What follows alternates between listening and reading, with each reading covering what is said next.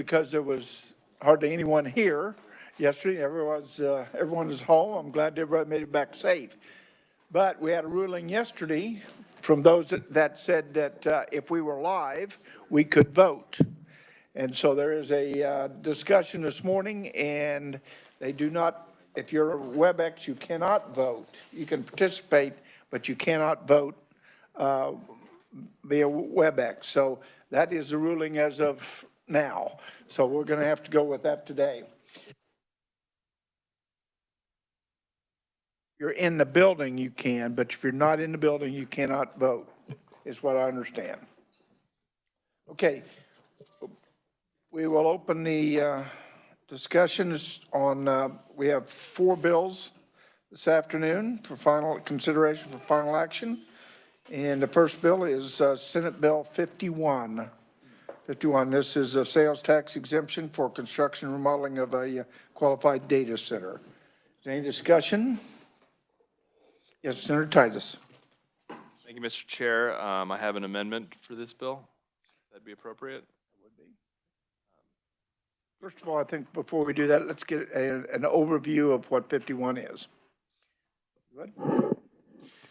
Thank you, Mr. Chairman. Senate Bill 51 would provide a sales tax exemption to qualified firms that commit to a minimum investment of at least $250 million and meet new Kansas job requirements and other conditions. The sales tax exemption would apply to the construction or remodeling of a qualified data center in Kansas, the purchase of eligible data center costs, and certain labor costs.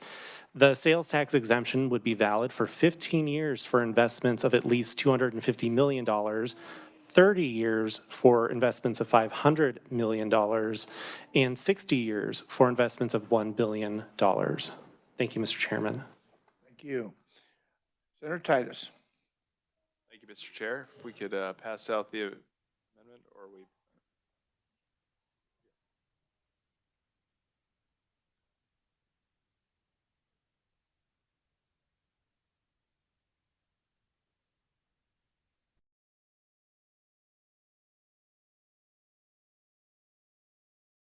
So the gist of the amendment, you'll see the body of it on page 3.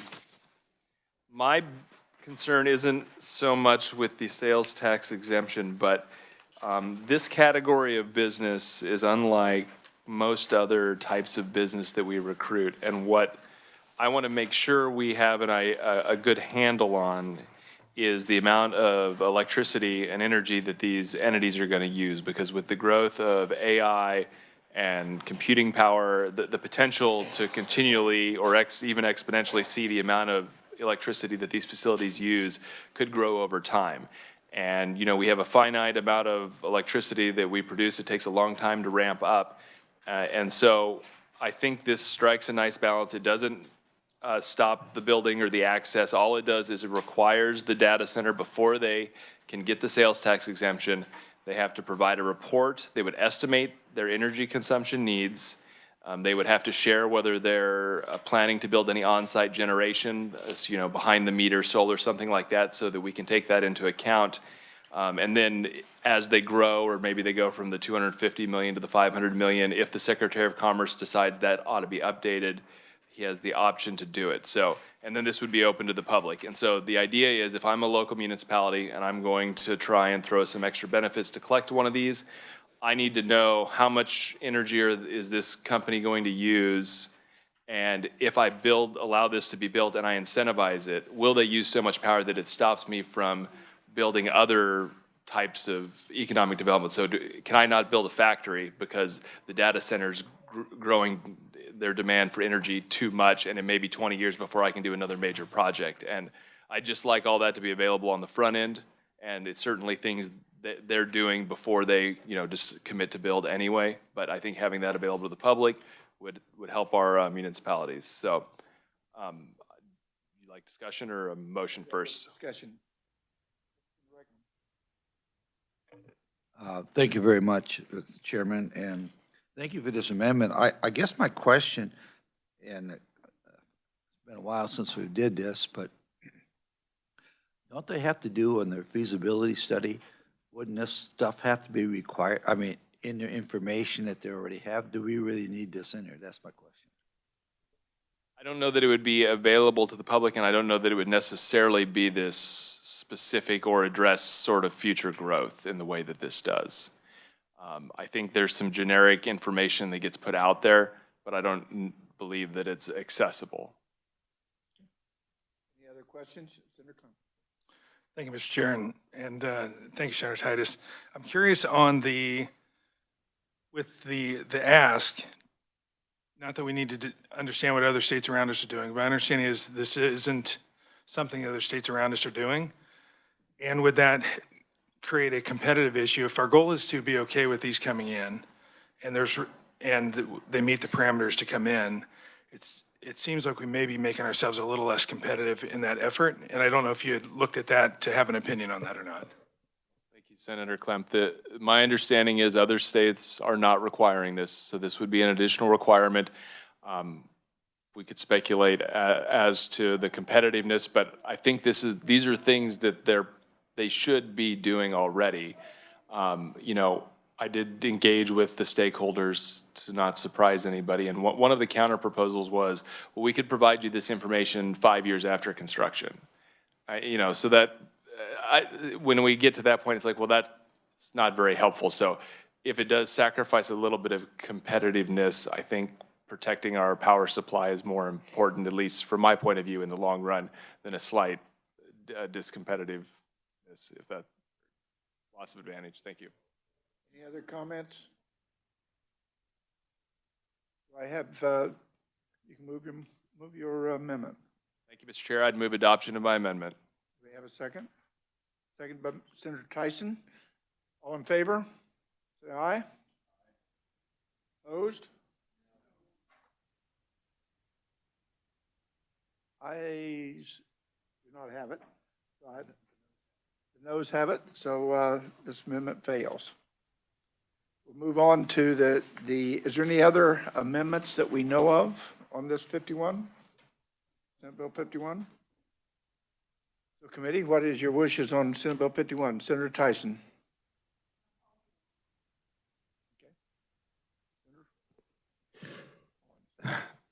Thank you, Mr. Chair. I would move that we pass out Senate Bill 51 favorably. It's been made and seconded by Senator Klemp that we pass out Senate Bill 51 favorably. All in favor, say aye. Wait a minute. Discussion first, Mr. Chairman. Before we go that far. Yes, no, Senator Tyson. Thank you, Mr. Chairman. I obviously have concern over this. There's a couple of things. The transferability, the carry forward on the income tax credit, the sales tax credits, the fiscal note. We have no idea what we're looking at on a fiscal note here. We had legislation that passed a couple of years, the low income tax housing, the House is working that bill. Literally was reported that it could break the state. And I keep getting accused of all these tax incentives being passed, and they're not coming through the tax committee. So I just caution the body that we, you know, it all sounds good to hand out these, but if they want to come to Kansas, they'll come to Kansas. And I appreciate Senator Titus's effort on the energy. Look what happened when Panasonic came. All of us in the state of Kansas had an increase on our utility bills as a result of that plant, and I guarantee that was not discussed during the debate. So I can't support this, and I hope the body will not also. Thank you, Mr. Chairman.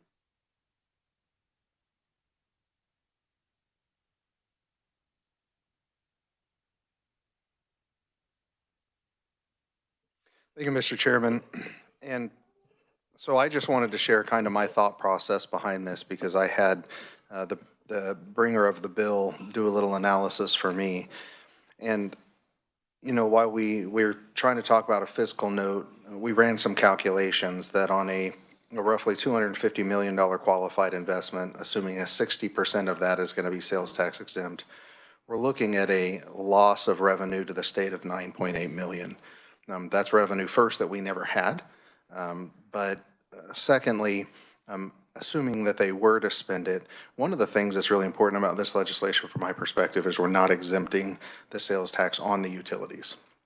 And so when we extrapolated that out, and I'm happy to share this analysis with everybody, but when we extrapolated that out over 10 years, even with a refresh at year 5, we're anticipating a loss of sales tax of about 17.9 million in sales tax as a result of this bill, but we'll actually be collecting roughly 20 million, which is still actually a net positive after 10 years, and that doesn't take into consideration property tax, jobs, or anything else. So, you know, in a perfect world, we'd have no incentives on a city, county, or state level, but I think that this is an important tool for us to be competitive. Thank you, Mr. Chair.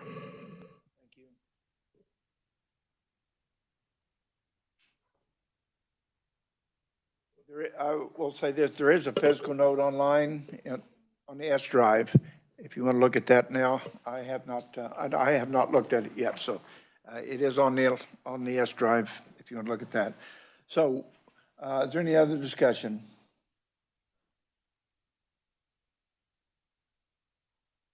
Yes, Senator Titus. Thank you, Mr. Chair. I'll just share that I'll be voting no on this bill. I think that we're being a little reckless in approving this. There are just so many unknowns. I understand there are a lot of positives, but you know, given the state, there are parts of our grid that don't have enough electricity right now, and I just have long-term concerns whether this is best to really. I understand other states are incentivizing it, but I'm not sure this is one where we want to jump on the bandwagon, so I'll be voting no. Good, thank you. Any other comments? Yes, Senator Reichman. Thank you very much. I do think that I do appreciate the debate that we're having here. Man, I'm sorry about my throat. I'm going to be voting for this. I do think we do need to have data centers, and I think if we don't incentivize, you don't get them. And so I'm going to be a yes. Thank you. Any other discussion? Seeing none? All in favor, say aye. Aye. Opposed? Motion carries. Thank you very much. We'll move on to Senate Bill 52. And could you give us a little upgrade on 52? Yes, Mr. Chairman, members of the committee, Senate Bill number 52 would create the Kansas Film and Digital Media Production Development Act. The act provides two types of tax incentives for eligible projects produced in Kansas for the purpose of developing the film and digital media industry in Kansas. There would be an income tax credit for production companies based on a percentage of production or post-production expenditures in Kansas as approved by the Secretary of Commerce. And there was also a possibility of a sales tax exemption for production and post-production expenditures. And as you recall, the income tax credit would be applicable for tax years 2025 through 2034, and the sales tax exemption would also expire at the end of 2034. And I'd be happy to answer questions. Are there any questions? Senator Tyson. Thank you, Mr. Chairman. I have an amendment. Pass the amendment out. I think we have one. First one.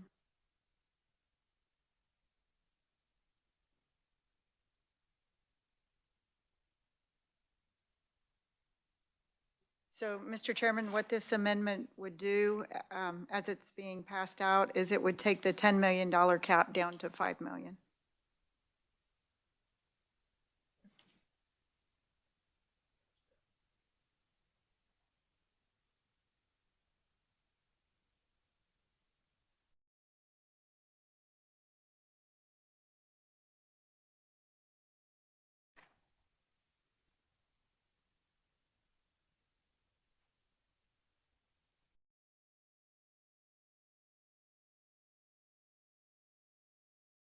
Everyone has the amendment. Is there any discussion on the amendment?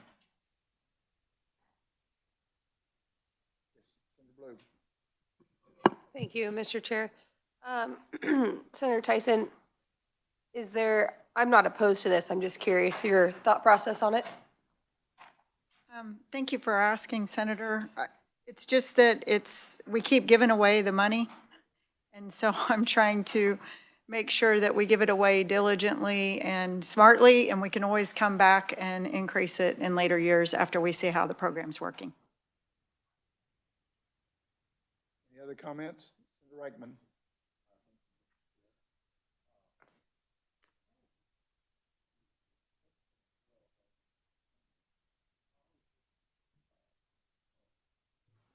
I don't want anybody to hear. How does this cap compare to other states in the surrounding around here? I don't remember that. Can either maker of the motion or revisers can help me out on that? Do we know what other states have offered?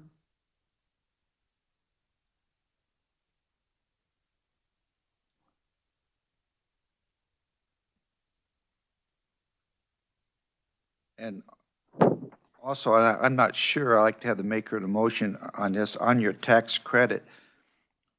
Is it like 30% what they spend they can use for their tax credit, the other 70% here? Am I right or wrong, or am I thinking about something else? Thank you. This document we're passing out does not have the value. It does have the percentage that we have on it, so it does not have the value. Let's see. Eric you have something on that? Okay. Thank you, Mr. Chair. The total possible credit amount is 40%. There are two credits. There's one that is for generally larger production. There's certain thresholds that have to be met. That's for 30%. And then there's a Kansas-based production company tax credit that is 25%, and that could be over and against the 30% credit. So if there was a Kansas company that had a larger production, they would get 30% plus the full 40% credit. And then there are a couple of other additional credits that are possible depending on different criteria that are met in additional increments of 5%. So with the 30 or the 25% starting credit, there could be additional credits up to 40%. Any other questions? Like to move your amendment? I move on my amendment. We have a second? Second by Senator Clem. All in favor, say aye. Opposed? We're unclear. So we're going to go, all that are aye, hold your hand up. Opposed? Motion passes.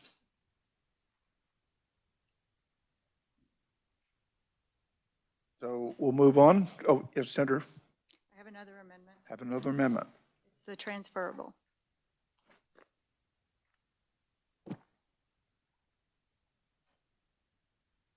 So, Mr. Chairman, I understand allowing the credits and giving the credits for incentives, but when we make them transferable, that means they're not using the credits. They can sell those credits. And why give them the credit in the first place if they don't need it? So this would just delete the portion that allows the credit to be transferable.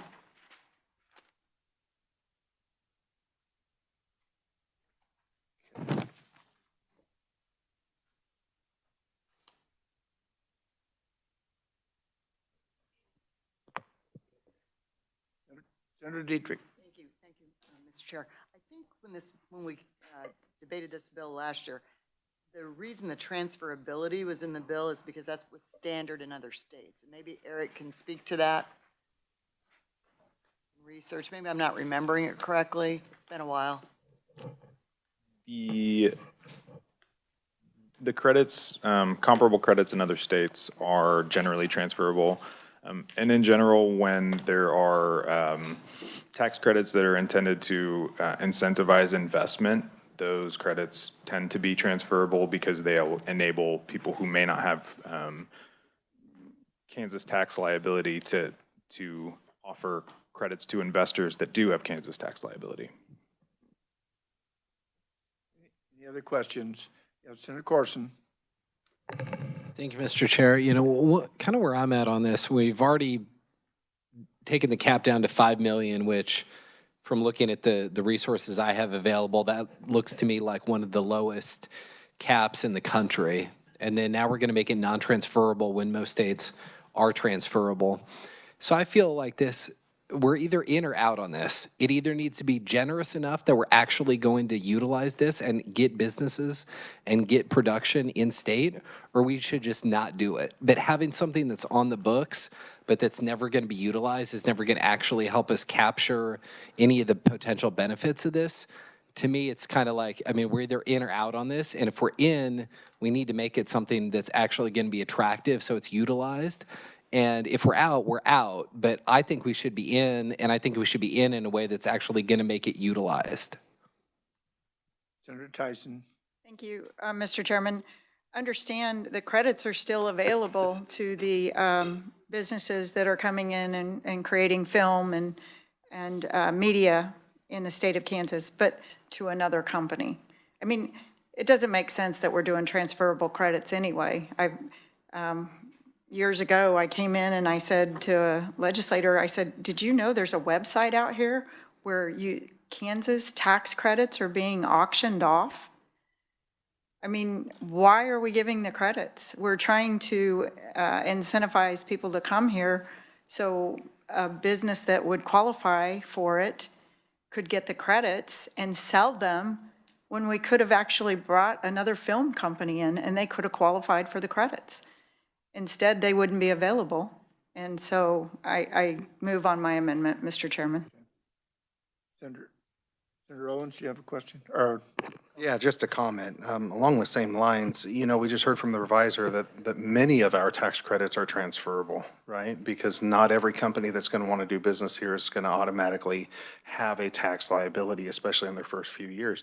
As long as it accomplishes the incentive of bringing the company here, who actually benefits from the credit, I'm less concerned about. So I'll be in opposition to this amendment. any other comments or questions? Senator Cluse. Thank you, Mr. Chairman. I did vote in favor of this legislation last time. I did go with the amendment on the bringing the cap down a little bit and see where it's at. We can always look at it, but I won't be for this particular piece for an amendment. Any other comments or questions? Senator, you can move your amendment. Okay. All in favor? Hold, oh, excuse me. We do need a second. Do we have a second? We have a second. Senator Titus, second. All in favor? Raise your hand. All in favor of the amendment?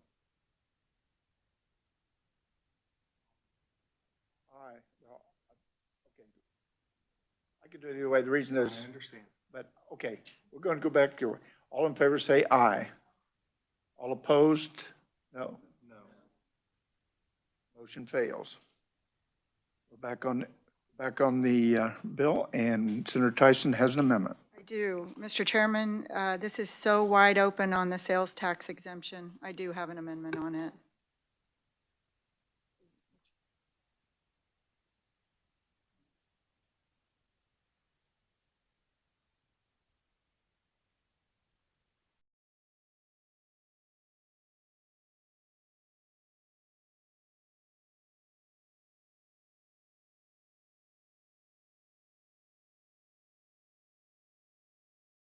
So, Mr. Chairman, I've asked and confirmed that the way this is written currently, the sales tax exemption could be used on anything. There are no restrictions. It's wide open. This would just remove the sales tax exemption.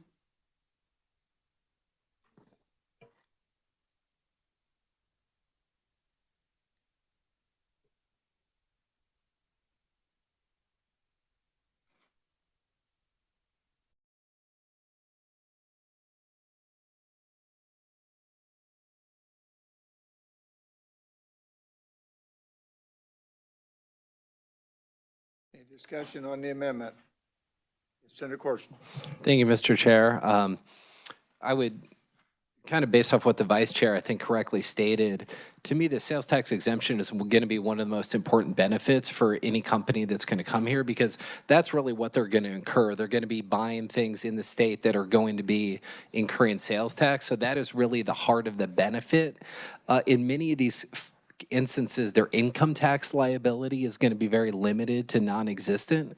So if we take away the sales tax liability, we're really taking, or the benefit of the sales tax exemption, we're really taking away one of the biggest benefits in this, because again, in most instances, they're going to have little to no actual income tax. So if we just leave it with income tax only, that's going to be much less attractive to potential developers because of that. So I just wanted to point that out for the committee, and then I won't repeat it all, but I'll reiterate. I mean, if we're going to do this, let's do it in a way that it's utilized. If not, let's not. But let's not do it in a way that's just going to put something on the books that's never going to be utilized. Thank you. Any other questions or concerns?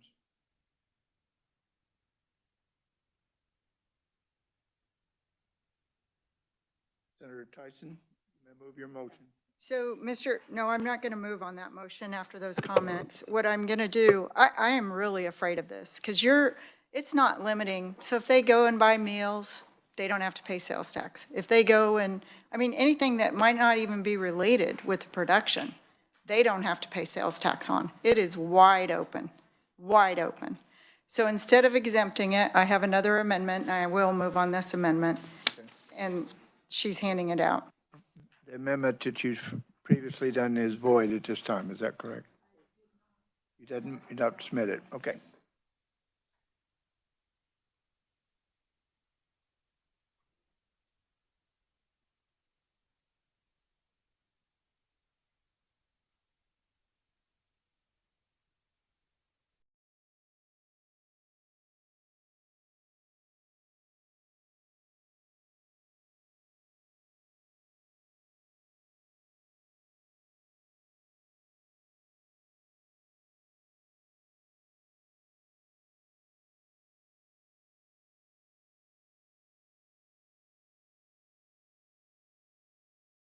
Like to explain your amendment?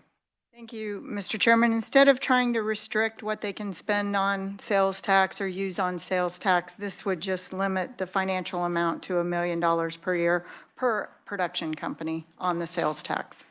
So, million in purchases. Thank you. Senator Reichman. Thank you, Mr. Chair. Would the person for this amendment, could you explain how you came up with $1 million? Thank you.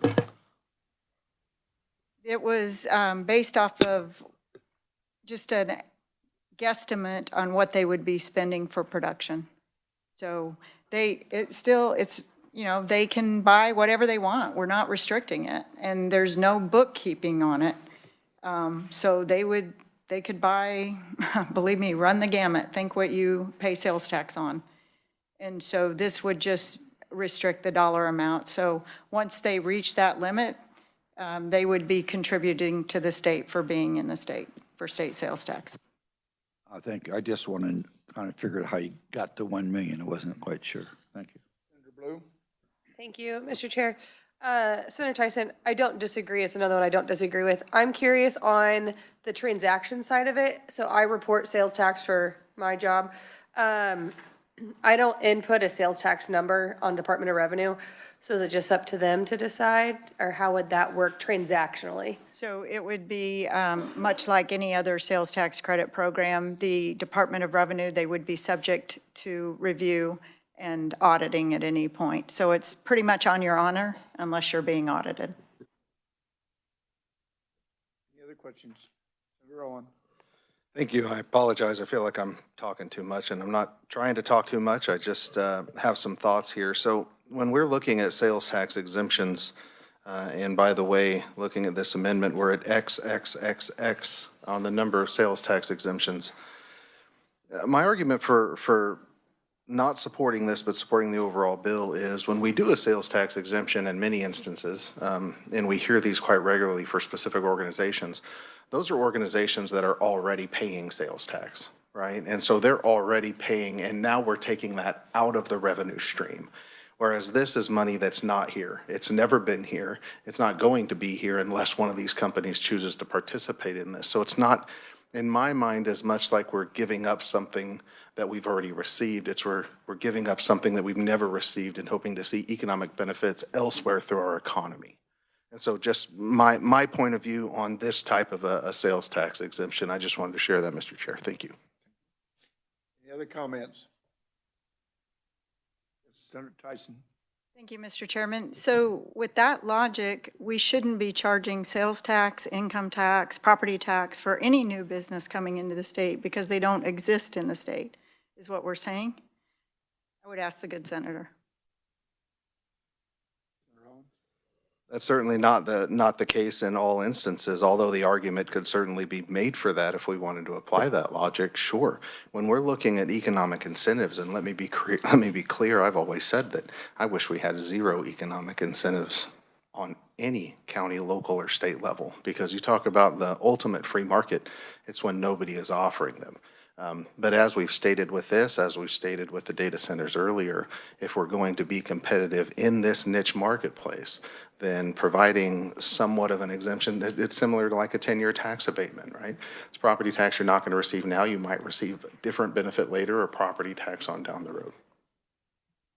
Any other comments, questions? Senator? Thank you, Mr. Chairman. I would move my amendment that we put some parameters and guidelines so that we don't end up where we are on some other legislation. And like we said, we can always come back in 2 to 3 years and take a look at this, but I think restricting the $1 million would be smart. Motion's been made. Do we have a second? Second. By Senator Blue. All in favor, say aye. Opposed? No. Unclear? Ayes, raise your hand. Opposed?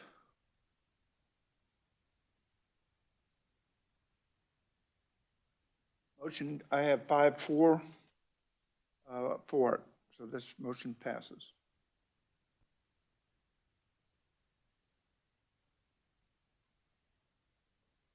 Are there any more amendments? Any more amendments? Okay. That.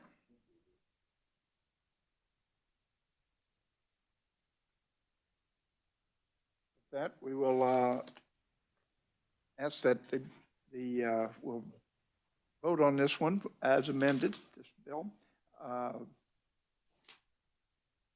Committee, what do you want to do with this? Mr. Chairman, I move that we pass out Senate Bill 52 favorably as amended. Second? Second by Senator Blue. All in favor, say aye. Aye. Opposed? Motion's carried. Okay, we'll move on to Senate Bill 117. And could you get a briefing on Senate Bill 117?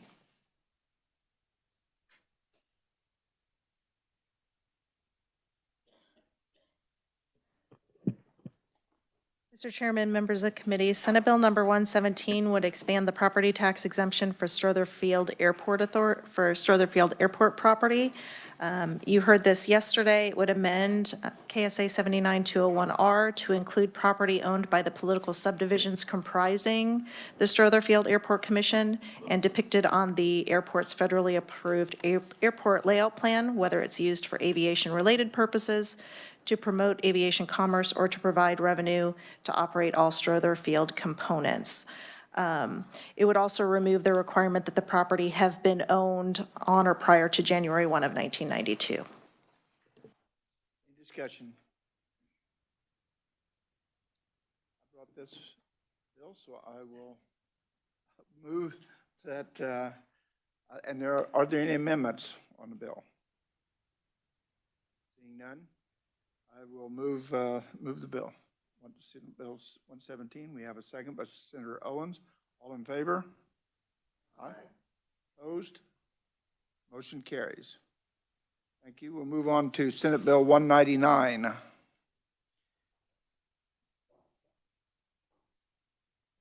Give it, say, who has 199? Okay, there we go.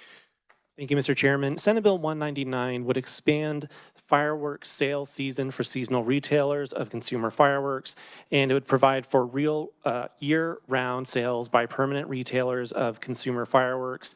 It would require registration with the state fire marshal by such seasonal and permanent retailers, prohibit internet or mail sales of consumer fireworks, create the license categories of distributor of display fireworks, distributor of pyrotechnic articles, and unlimited distributor. And it would limit the lawful sale of fireworks that are labeled for professional use only to certain license categories. Thank you, Mr. Chairman. Any discussion? Senator Tyson. Thank you, Mr. Chairman. You just picked all my bills today. I have an amendment. Pass the amendment out, please. Thank you.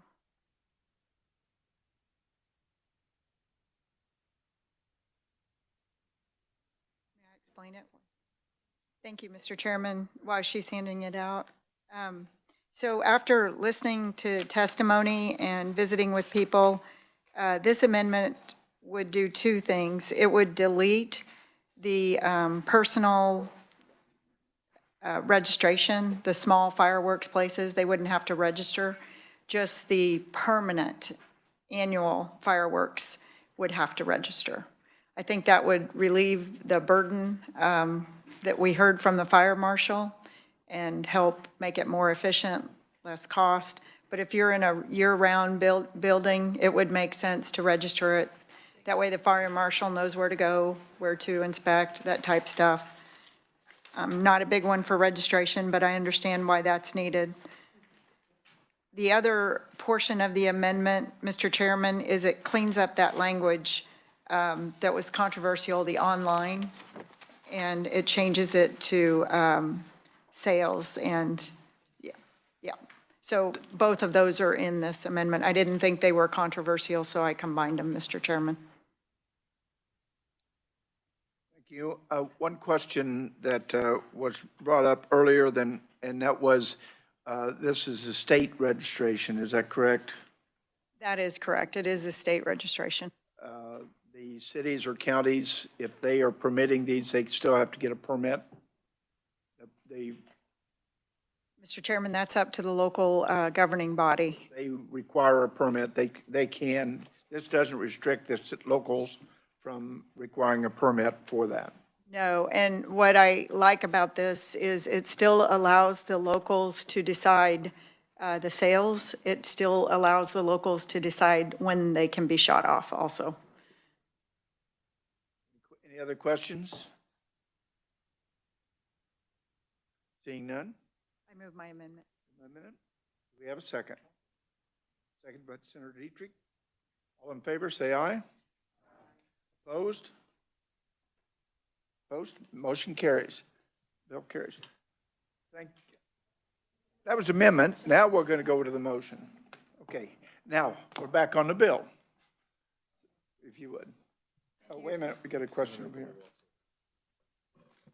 Senator Blow? Thank you. Mr. Chairman, I just want to say I like this bill. I look at, for instance, there are times, rarely, that it'll rain on the 4th of July.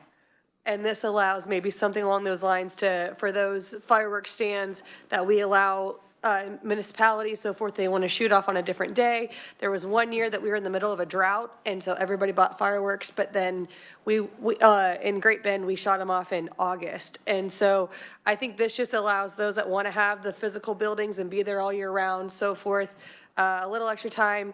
I mentioned the whole gender reveal side of things, or the Chiefs win the Super Bowl, or you want to have a firework display for New Year's Eve, so forth. So I like that locals still have this this option, and I support this bill. Thank you. Any other comments? Senator Tyson. Thank you. I move that we pass out Senate Bill 199 favorably as amended. Have a second? Second. Senator Kemp. All in favor, say aye. Aye. Opposed? Motion carries. So with that, I do want to make an announcement about tomorrow. Tomorrow, we are going to meet at 9:30 in room 144. And let's see if I do have my page. We do have a couple bills we will be working tomorrow. So 144 at 9:30 in the morning. So thank you with that. No, 144. 144. So with that, is there any other, yes, and